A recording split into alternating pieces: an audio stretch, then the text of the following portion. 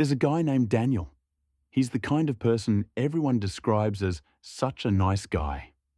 He's always ready to help a friend move, to cover someone's shift at work, to lend money he doesn't really have, to drive across town just to drop off a charger. In relationships, Daniel goes even further. He buys flowers, plans surprises, writes long messages, and makes himself available at any hour of the day or night. On paper, Daniel should be the kind of man everyone admires and every woman wants. But here's the uncomfortable truth. Daniel's relationships never last. His friends take advantage of him. His co-workers don't respect him.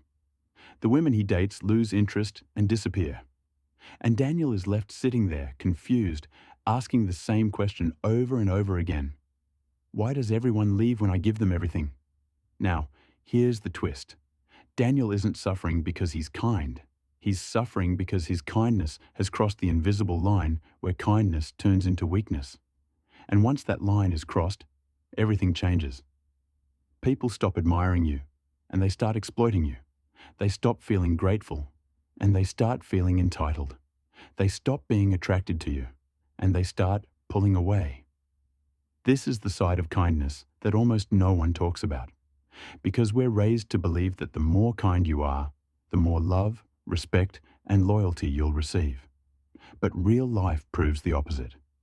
When kindness isn't backed by strength, by boundaries, and by self-respect, it transforms into something very different. It becomes desperation. It becomes people-pleasing. It becomes the silent signal that says, I don't value myself enough, so I'm trying to buy your approval with favors. And here's the scary part. People are hardwired to respond to weakness with rejection. Just like Daniel discovered, when kindness is used as a currency to earn validation, it destroys attraction in relationships, it erases respect in friendships, and it kills opportunities in your career. But before you click away thinking, I'm telling you to stop being kind, let me be crystal clear. Kindness is powerful. In fact, it's one of the most magnetic and irresistible qualities a human can have. The problem is when kindness stands alone, without boundaries, without confidence, without strength. It gets misinterpreted as weakness, and weakness always loses. So in this video, we're going to uncover the exact psychology behind this fine line. We'll break down why kindness sometimes backfires, the subtle signs that you're crossing into weakness without even realizing it, and the proven ways to stay kind while commanding respect, attraction, and loyalty. By the end of this video, you'll know how to use kindness as a strength that elevates you, rather than a weakness that drains you. And once you see the difference, you'll never look at kindness the same way again. Because here's the truth, kindness isn't enough. Kindness must be paired with strength. And the moment you understand how to balance the two, your entire life will change. Why kindness is attractive? At first, let's be honest. Kindness is magnetic. Think about it. When you meet someone who smiles, who listens, who remembers the little details you mentioned, it feels good, right? You feel seen, valued, appreciated. In a world full of cold indifference, simple kindness shines like sunlight through clouds. This is why kindness is so powerful at the beginning of relationships, whether it's friendship, business, or romance. It immediately lowers defenses. It creates comfort and trust. It signals safety. And for many people, it sparks instant admiration. Wow, this person is different. They actually care. But here's where the trap begins.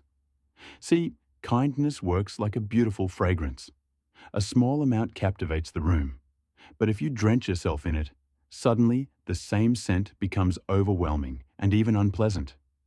The same principle applies to human behavior.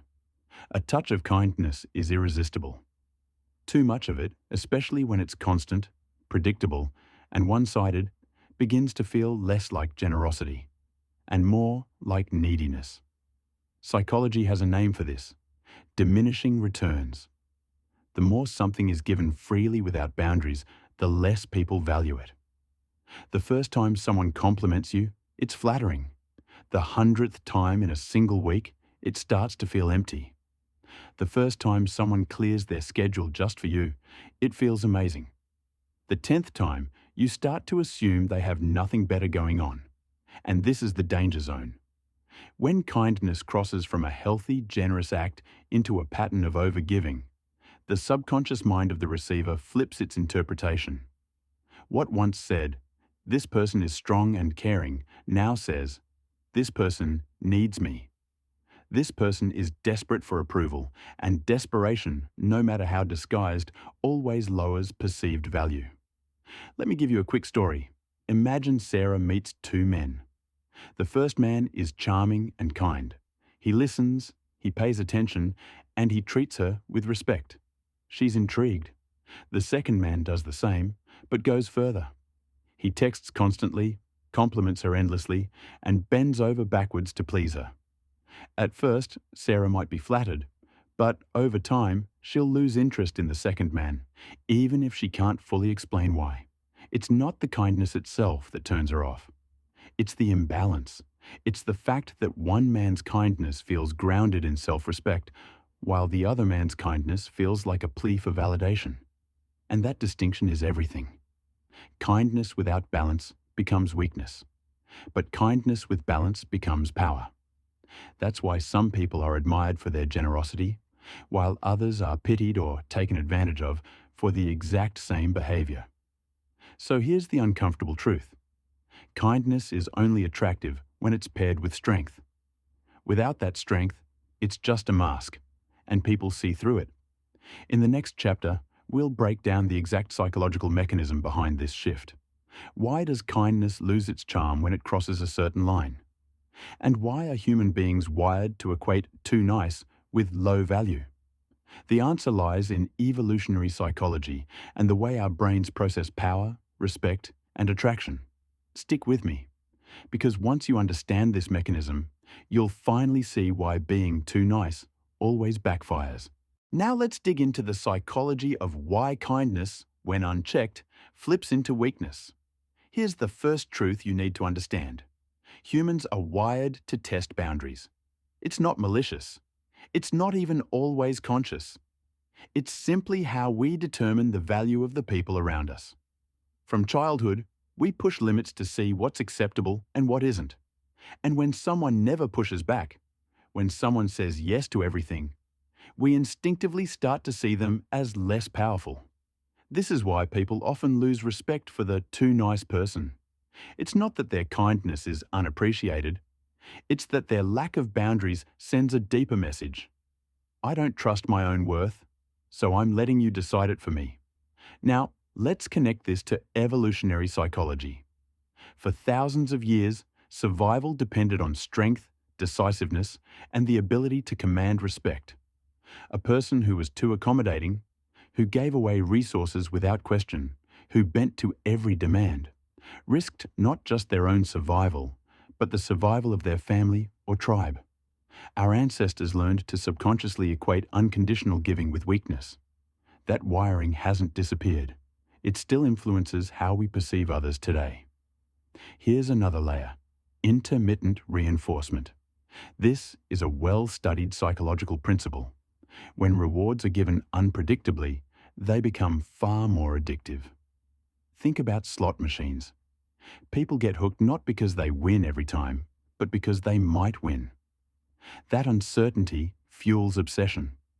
Now apply this to human attention. If you give your kindness constantly and predictably, always saying yes, always complimenting, always available, people adapt quickly. They take it for granted. But when kindness is given selectively, when it feels earned, its value skyrockets. Your kindness becomes a reward instead of a routine. Let me illustrate. Imagine two co-workers. One always covers extra shifts, no matter what. Everyone starts to assume he'll say yes, so they dump responsibilities on him without a second thought. The other co-worker helps out occasionally, but only when it truly matters. His kindness is remembered, appreciated, and respected. Because it's rare. The difference isn't the act of helping. It's the psychological value behind that help. This is why overkindness kills attraction and respect. It sends the signal that your time, your energy, and your attention are cheap.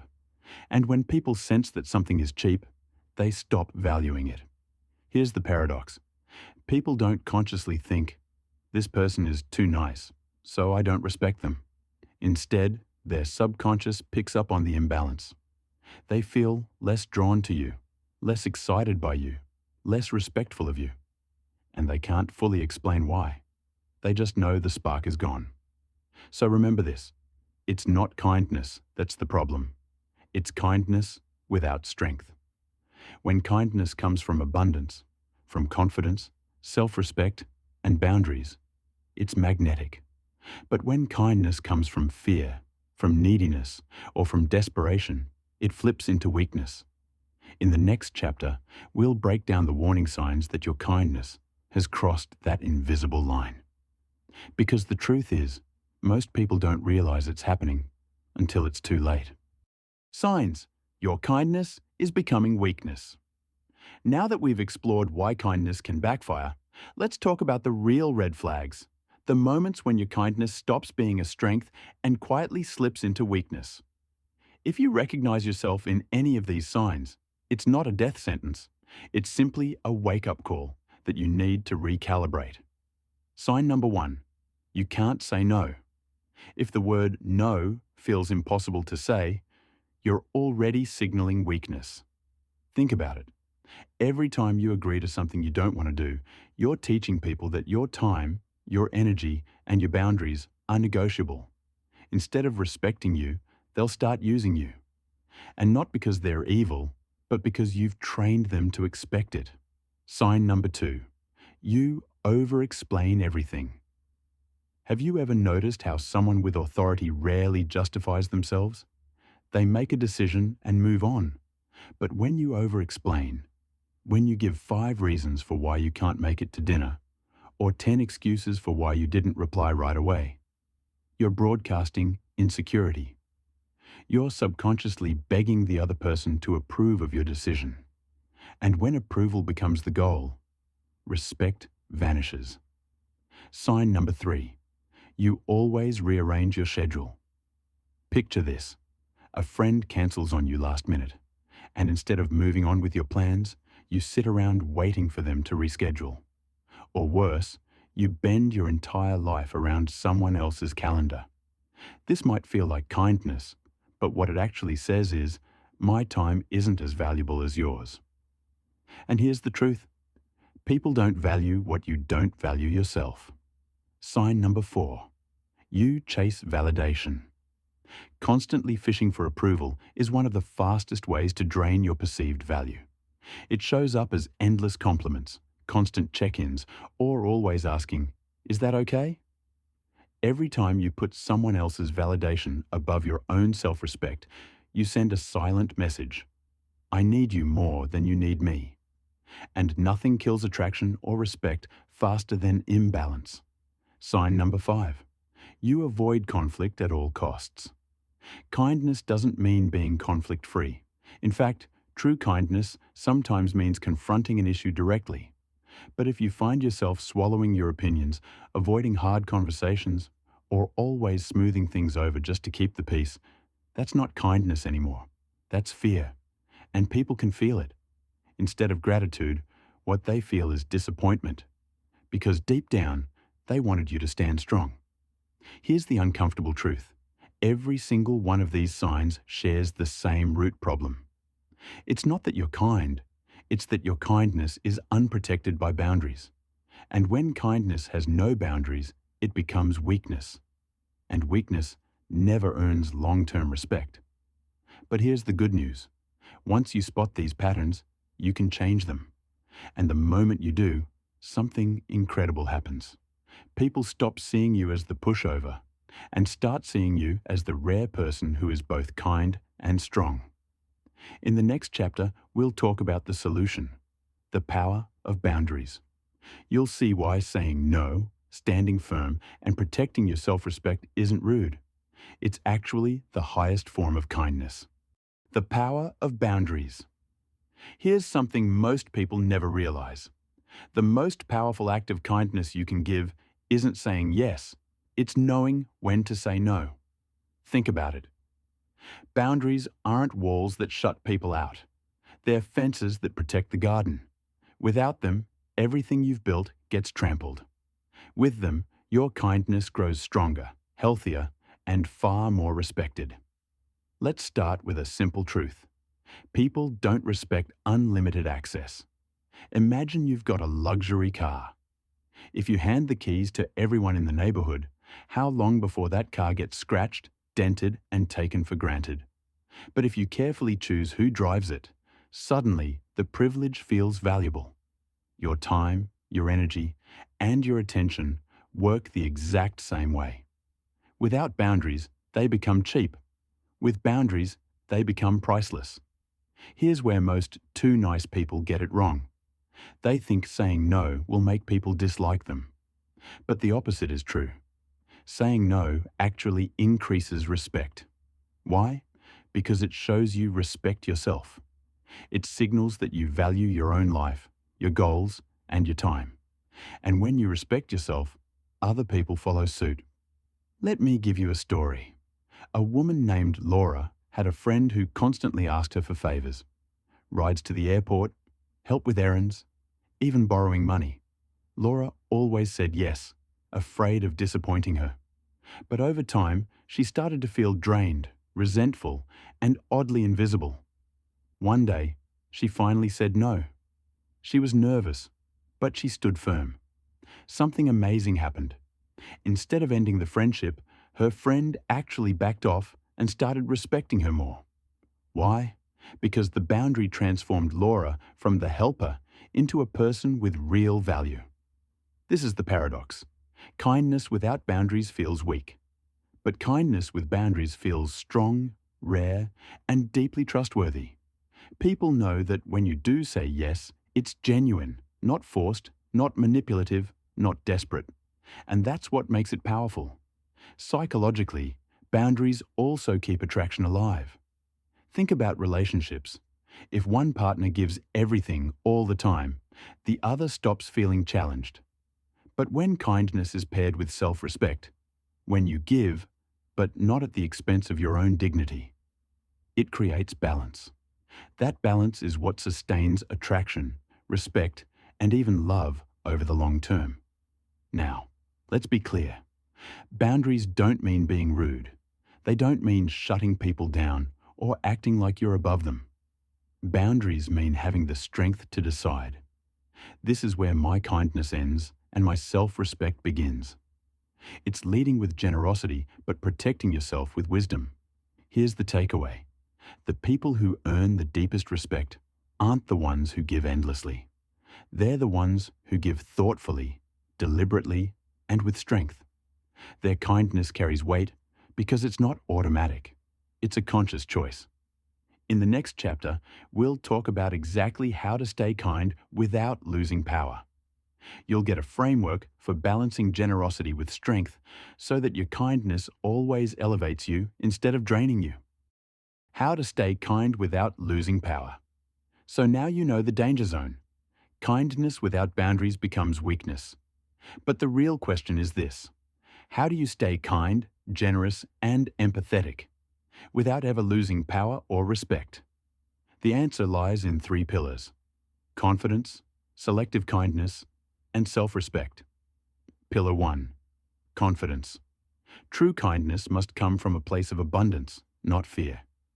When you're confident, you give because you want to, not because you need to. You're not handing out compliments hoping to be liked. You're giving them because you genuinely see something worth appreciating. You're not doing favors to avoid rejection. You're helping because you choose to, and you'd be perfectly fine if the person never returned the favor. This subtle difference changes everything. When kindness comes from confidence, it feels authentic. When it comes from insecurity, it feels manipulative. People can sense the difference instantly. Pillar 2. Selective kindness. Kindness has the highest value when it's earned. If you give it indiscriminately to everyone, it loses its power. But when you're selective, when you give more to people who show respect, loyalty, and effort, your kindness becomes rare and precious. Think about it like this. Gold is valuable because it's scarce. If gold were lying in the streets for free, no one would care about it. Your time, attention, and kindness are your personal gold. Don't spread it everywhere. Give it where it's truly deserved. A practical way to apply this? Match investment. If someone is making an effort for you, invest back. If they're not, don't overextend yourself. Balance keeps the power dynamic healthy. Pillar 3. Self-respect. Here's the foundation. If your kindness costs you your dignity, it's not kindness anymore. It's self-betrayal. Every time you overgive at the expense of your own needs, you're teaching people how to treat you. But when you hold your own standards high, when you protect your time and energy, your kindness becomes infinitely more meaningful. Self-respect also means making decisions without begging for approval. Instead of asking, "Is this okay with you?" For everything, start saying, "Here's what works for me." That shift in language alone transforms you from the people pleaser into the leader of your own life. Here's the beauty of this framework. When you combine confidence, selective kindness, and self-respect, you create a kind of magnetism that people can't ignore. You're generous, but not desperate. You're kind, but not weak. You're caring, but not easy to exploit. And the best part? People actually appreciate this version of kindness more. Because deep down, everyone respects what is strong, rare, and intentional. In the final chapter, we'll tie it all together. You'll see why the real choice isn't between being kind or being strong. The real choice is whether you'll let your kindness weaken you, or whether you'll use it as a weapon of strength that elevates your relationships, your career, and your entire life. Closing transformation. We've come full circle. We started with Daniel, the man who gave everything, only to lose the very people he was trying to hold on to. And along the way, we discovered why kindness alone isn't enough. When it stands without boundaries, without confidence, without self-respect, kindness becomes weakness. And weakness in every area of life gets rejected. But here's the beautiful truth. Kindness paired with strength is unstoppable. Think about the people you admire most, leaders, mentors, maybe even close friends. Are they kind? Yes. But are they also strong? Absolutely. Their kindness isn't blind. It's intentional. It's backed by boundaries. And that's why their kindness carries weight.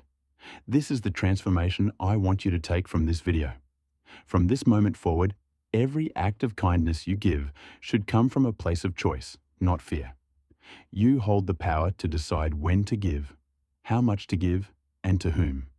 That decision alone elevates your kindness into something unforgettable. Let's make it practical. When someone asks for your time, don't default to yes. Ask yourself, does this align with my values? Will this drain me or uplift me? If the answer is no, then the kindest thing you can do is protect your energy. Because when your energy is strong, the kindness you share is stronger too. When you feel the urge to over-explain, stop. Confidence doesn't justify itself. Simply say, that doesn't work for me.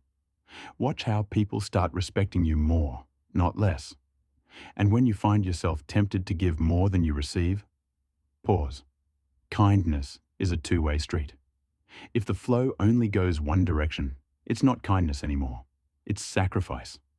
And constant sacrifice is a recipe for resentment. So here's the final choice you face. You can continue being the too nice version of yourself, hoping that unlimited kindness will earn you love, respect, and loyalty.